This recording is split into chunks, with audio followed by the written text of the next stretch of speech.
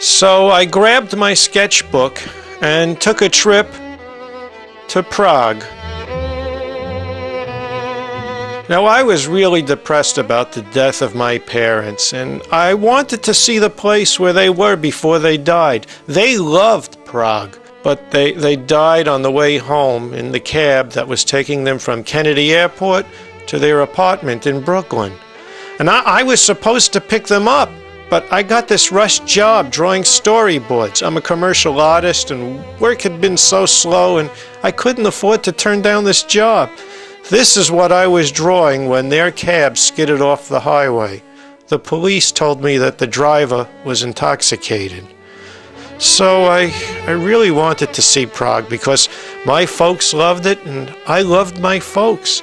On the plane over to Prague, well, I met Edith and Irving Goldstein, a lovely couple that reminded me of my parents.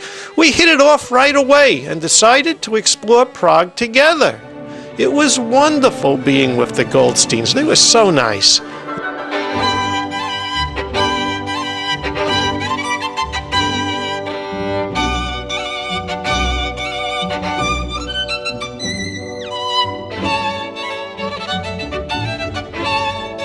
Then, after a couple of days, Mr. Goldstein started in like this.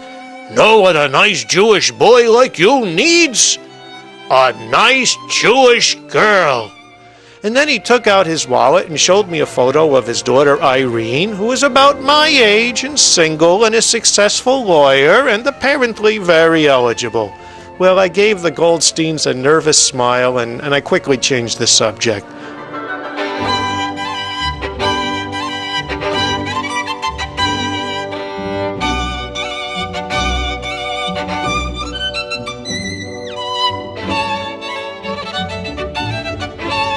But they kept bringing it up.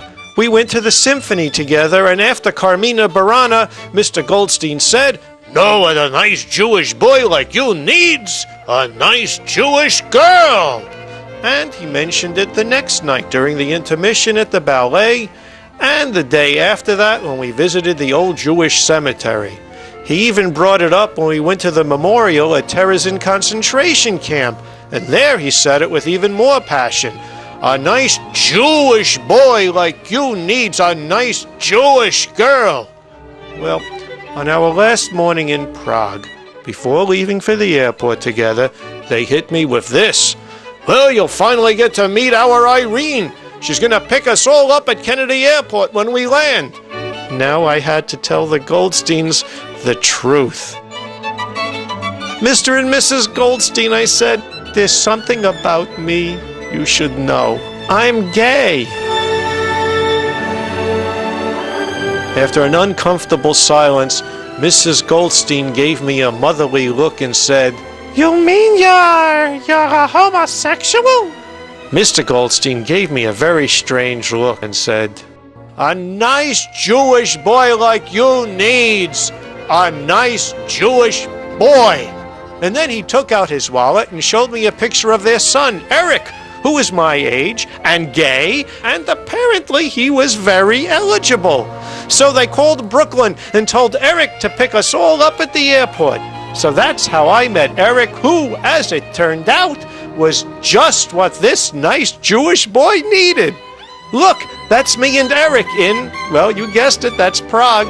We decided to go there on our honeymoon. It seemed like the right thing to do.